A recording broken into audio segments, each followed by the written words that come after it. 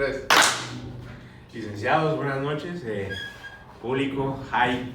Estamos aquí, una noche interesantísima, temas interesantísimos, elección popular de jueces y magistrados. Y aquí estamos con los licenciados, aquí por nuestra izquierda, Alfredo, Eli Guayaro, mi estimadísimo Oscar Ramiro Berman Guzmán, y su servidor, Juan Ramón Fuentes Rodríguez. Bueno, pues para empezar, debemos empezar por lo primordial. Definir de qué vamos a hablar. Como dice mi tío, empezamos por lo primero. Así es, mi estimado, por el empiezo.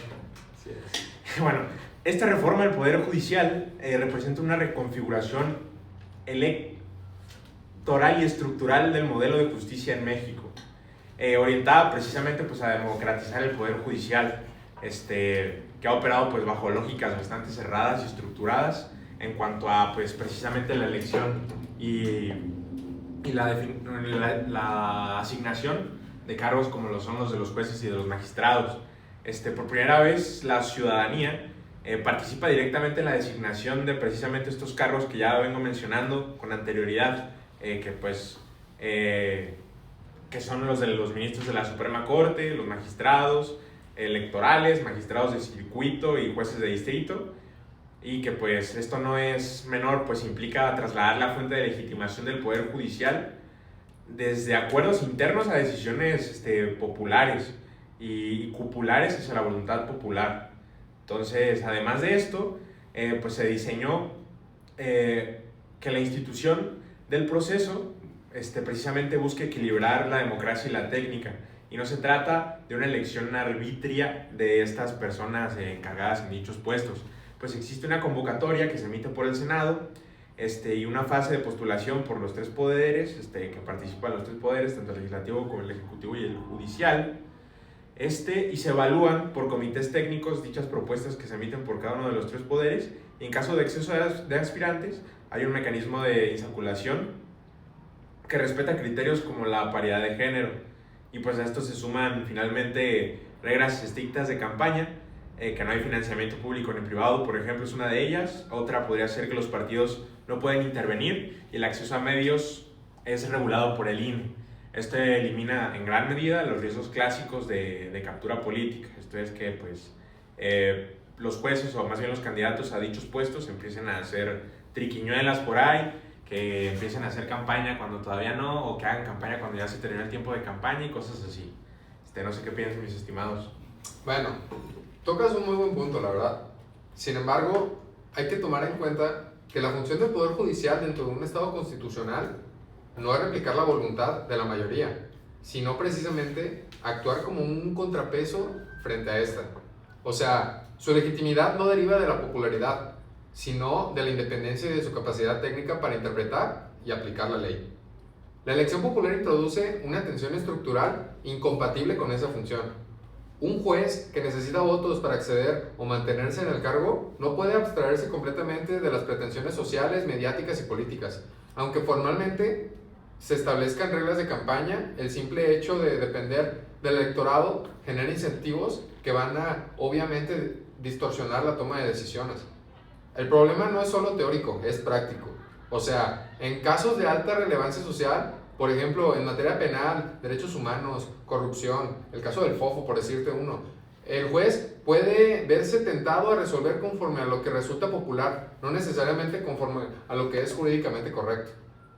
Esto transforma la lógica del juzgador, o sea, deja de ser un intérprete técnico del derecho y se convierte en un actor que debe calcular el impacto político que van a tener sus decisiones.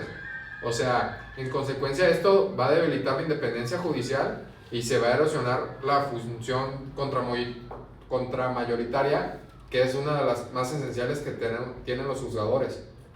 Esto pues para defender los derechos de las personas.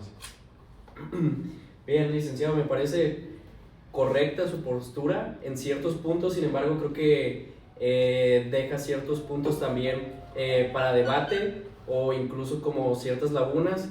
Si bien yo creo que uno de los elementos más relevantes de esta reforma es la introducción de mecanismos reales de rendición de cuentas. Tradicionalmente en los sistemas anteriores los jueces han operado en un esquema de baja responsabilidad frente a la ciudadanía.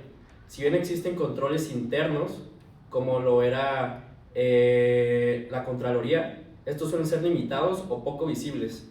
Con la elección popular se incorpora un mecanismo de accountability vertical. ¿Por qué uso este término? Porque en unos momentos vamos a exponer ciertos puntos comparando lo que es el sistema de elección popular de jueces, por ejemplo, en Estados Unidos, y otro muy popular como lo es Japón. El juez sabe que su permanencia en el cargo depende de la evaluación ciudadana. Esto genera incentivos para actuar con mayor responsabilidad, transparencia y cercanía social, por lo que no solo está actuando bajo lo que él piensa, sino también en representación por y para la ciudadanía. Además, rompe con el fenómeno de los nombramientos cupulares, donde el acceso a los cargos judiciales dependía de redes internas, relaciones políticas o acuerdos entre élites. Como se decía antes, los jueces llegaban por dedazo, no era por qué tan bueno eras, por qué tan capaz eras, sino por quién era tu compadre, quién era tu amigo, a quién conocías dentro del sistema. Este modelo cerraba el sistema y limitaba la diversidad de perfiles.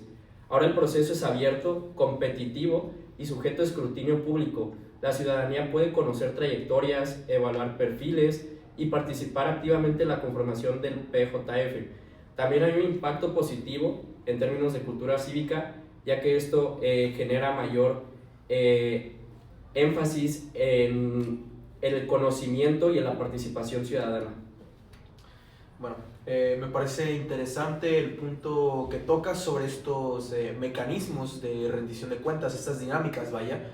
Pero es importante ahora recalcar que la introducción de estas mismas elecciones populares en el ámbito judicial, que sí llevan estos mecanismos, también implica trasladar dinámicas propias de la competencia política a un espacio que debería estar regido simplemente y exclusivamente por criterios ya más técnicos.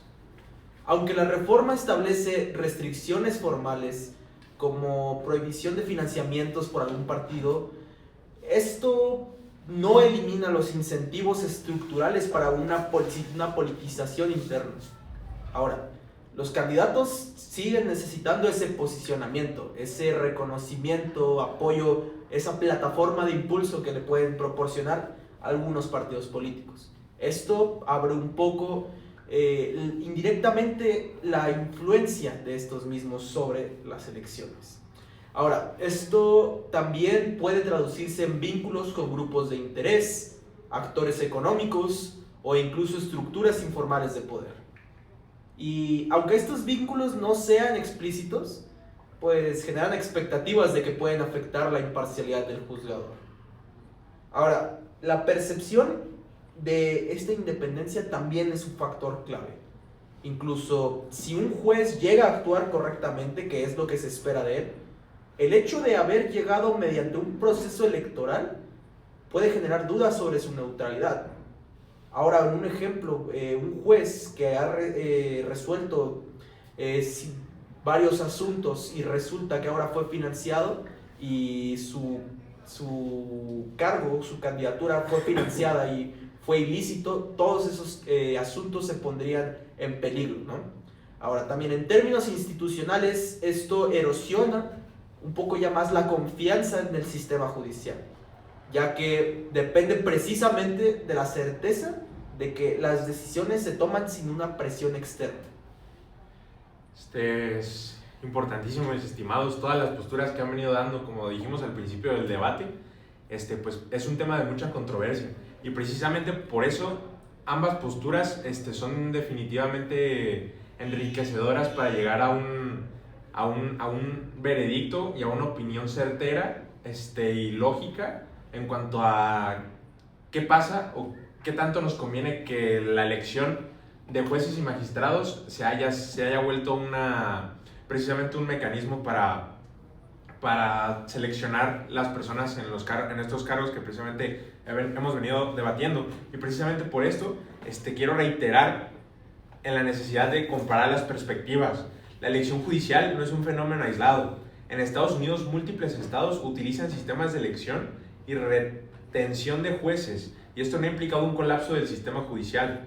Asimismo, como bien comentaba mi estimado Oscar, en Japón existe un modelo híbrido donde los jueces de la Suprema Corte son sometidos a votación de ratificación, lo que introduce un componente democrático sin eliminar la técnica, precisamente garantizando este conocimiento que debe tener un ministro de un órgano jurisdiccional tan relevante y que se considera top, como acá mi estimado ya había comentado en ciertas ocasiones.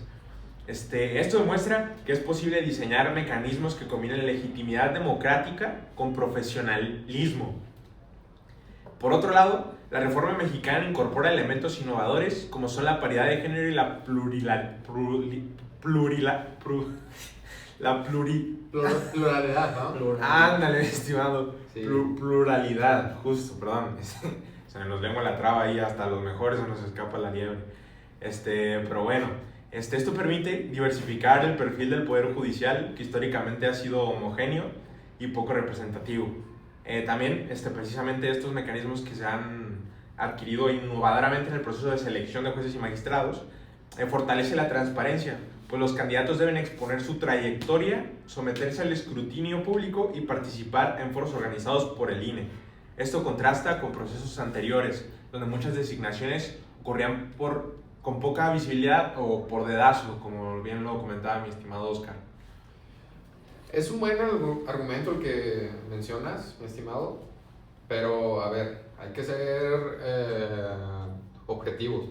Una cosa es Estados Unidos, una cosa es Japón, pero estamos hablando de México y es diferente, ya que en Estados Unidos el modelo de elección judicial ha sido ampliamente criticado precisamente por los problemas de politización, influencia de donaciones y decisión condicionada por el contexto electoral. O sea, además, ese sistema opera en un contexto institucional muy distinto al mexicano.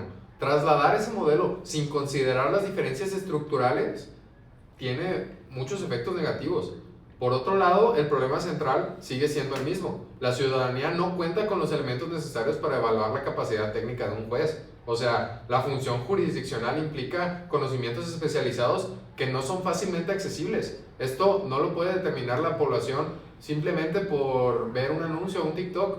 O sea, en la práctica esto genera decisiones basadas en información limitada, donde factores como la imagen, el discurso, la exposición mediática tienen más peso que la capacidad real jurídica que nos están dando estos candidatos. O sea, esto no solo afecta la calidad de las decisiones, sino que puede generar una inconsistencia en criterios judiciales, afectando la seguridad jurídica y la estabilidad de nuestro sistema. No sé, ¿tú qué opinas al respecto, Oscar? Mira, licenciado, la verdad es que si bien la situación y el contexto político entre países como México, Japón y Estados Unidos es completamente diferente, estos países comenzaron con la elección popular desde el siglo XVIII. Siglo XIX, si no me equivoco. La participación popular al inicio, si no mal recuerdo, según las estadísticas, contemplaba el 25% del padrón electoral.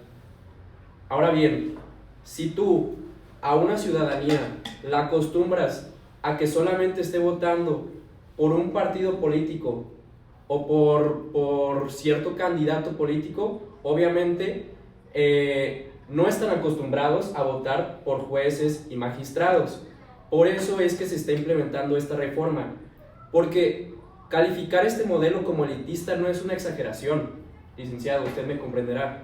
Durante décadas, el Poder Judicial ha estado alejado de la ciudadanía por muchos años, operando bajo lógicas internas poco transparentes, baja rendición de cuentas, sentencias dudosas, etc. La reforma no elimina la técnica, la filtra previamente y los comités de evaluación garantizan que los perfiles idóneos lleguen a ser candidatos para poder ser votados, por lo que no estamos hablando de cualquier persona puede llegar a ser juez o magistrado, sino se hace una elección, un análisis detallado de cuáles son los perfiles que se están buscando. Ahora, lo que se introduce es un componente democrático adicional, que es la decisión final le corresponde únicamente a la ciudadanía. Esto no debilita el sistema, sino que busca darle legitimidad ya que si nos apegamos a lo que dice la Constitución Política de los Estados Unidos Mexicanos, que es donde usted y yo vivimos, el pueblo es quien decide. Es cuando. Me parece excelente la expresión de sus puntos, licenciado. Ahora, es importante recalcar que estar en contra de esta reforma no significa que se busque excluir a la ciudadanía, sino se busca reconocer la naturaleza del Poder Judicial, ya que este es el órgano que está encargado de impartir la justicia en base a toda la ley que precede, ¿no? Independientemente. A diferencia del Ejecutivo y del Legislativo, pues el Judicial no está diseñado para representar mayorías. Está diseñado para limitar abusos, proteger derechos, incluso si es en contra de la voluntad popular. Ahora, si subordinamos su funcionamiento a una lógica electoral, se pierde esa función esencial de justicia. Y sin un poder judicial independiente, todo el sistema democrático se puede llegar a debilitar. No, Milik, contrario a eso, yo pienso que la reforma precisamente no busca debilitar la justicia, sino transformarla. La hace más abierta y más transparente, además de más cercana a la ciudadanía. Integrar al poder judicial, al sistema democrático, romper las estructuras cerradas que se tenían de ya muchos años con anterioridad, y que además estas precisamente limitaban la legitimidad de quienes nombraban en los cargos que estamos debatiendo el día de hoy. Es un paso necesario el hecho de esta reforma y del hecho de que se determinara que por elección popular se van a escoger a las personas encargadas de impartir justicia, las personas que la ciudadanía escoja por su propio y por su voto libre y secreto, para que impartan justicia y la apliquen en su día a día. Esto es un paso de suma necesidad y de suma importancia hacia un Estado más participativo. A ver, licenciado, es que usted está exponiendo buenos puntos, sin embargo, los argumentos no juegan a su favor. O sea, la justicia no puede depender de la popularidad ni de la lógica electoral. O sea, su fortaleza radica precisamente en lo contrario, en su independencia, el carácter técnico y en su capacidad de actuar, incluso cuando sus decisiones no son bien recibidas por la mayoría. Y esto lo hemos visto una y otra vez. Sin embargo, es lo que debe ser, no que la gente quiere. O sea, un juez no puede estar para agradar ni para resolver lo que le gustaría más a todo el mundo. Resuelve conforme a derecho. Y muchas veces hacer esta justicia implica ir en contra de la opinión pública. Pensemos, por ejemplo, en casos penales de alto impacto en México, donde la presión social es enorme. En situaciones como el caso de Florence Cassés, la opinión pública ya había condenado mediáticamente a la acusada. Sin embargo, la Suprema Corte de Justicia de la Nación ordenó su liberación no porque fuera popular hacerlo, sino porque hubo violaciones graves en el debido proceso. Esa decisión fue altamente criticada, pero era lo jurídicamente correcto para aplicar a ese caso. Ahora imaginemos esos mismos ministros teniendo que competir por votos. ¿Habrían tomado la misma decisión? ¿Usted realmente me puede ver a los ojos y decirme que habrían tomado la misma decisión que los ministros de ese entonces sin esta presión externa de los votantes? Yo creo que no. Otro ejemplo es la guardería ABC. Fue un caso con una enorme carga emocional y social. La presión para castigar a los responsables era altísima. Sin embargo, los procesos judiciales debían respetar las pruebas, responsabilidades específicas y el debido proceso. La justicia no puede construirse sobre el enojo colectivo, sino sobre las pruebas y las normas. También podemos pensar en decisiones de la Suprema Corte en temas controvertidos como el aborto o el matrimonio igualitario. En su momento no eran posturas mayoritarias, sin embargo, los jueces resolvieron con base con derechos constitucionales y no temas de popularidad. O sea, este es un punto central. El Poder Judicial está diseñado para ser contramayoritario. Su función es proteger derechos incluso cuando esto incomoda a varios. Si introducimos la lógica electoral, el juez deja de preguntarse qué dice la Constitución y empieza a preguntarse qué me conviene políticamente. Y eso abre la puerta a una justicia populista donde las decisiones buscan aplausos en lugar de legalidad. Y siento que esto es un hecho irrefutable, que no hay argumento que se pueda tumbar. Va a haber una influencia directa de los votantes en los ministros. Precisamente, mi estimado, y haciendo uso de sus propias palabras, pareciera que está haciendo oídos sordos a nuestros argumentos. Se va en cuanto a la técnica de los jueces y magistrados y los ministros de la Suprema Corte, cuando no se ha enterado, no ha prestado la atención necesaria y suficiente para entender que la parte técnica no se descuida, puesto que los candidatos que proporcionan tanto el Poder Legislativo, el Poder Ejecutivo y el Poder Judicial se someten a un comité de evaluación para seleccionar a los más pertinentes, que serán declarados candidatos electos o elegibles para precisamente que la ciudadanía pueda emitir su voto. Y precisamente propiciando la transparencia. Cada candidato debe exhibir su trayectoria judicial y su trayectoria profesional en el ámbito o en la defensa de la aplicación de la justicia. Por lo que sus argumentos, como usted bien dijo al final, son por todos lados debatibles y con nuestro criterio y con lo que les hemos expuesto, lo podemos echar abajo. Es cuanto, mis estimados. Bueno, aquí nos hemos visto pues, precisamente en la necesidad de exponer diferentes posturas. Cada quien tenemos nuestras formas de ver este hecho tan inusitado en nuestro país, como es la elección popular de jueces y magistrados. Precisamente, como ya lo hemos mencionado, ambas posturas, para llegar a una conclusión lógica, son de suma importancia, por lo que, pues, mis estimados, no sé, ¿qué opinan? no sé si alguien quiere agregar algo, si no, ya nos despedimos del podcast. Bueno, queremos agradecer a todos por su atención. En otro episodio de Jurídicamente vamos a estar al pendiente de sus comentarios y nos vemos la siguiente. Like y suscríbanse. Like, suscribir, donación, comentario. Vale. Besos. Ánimo. 1, 2, 3.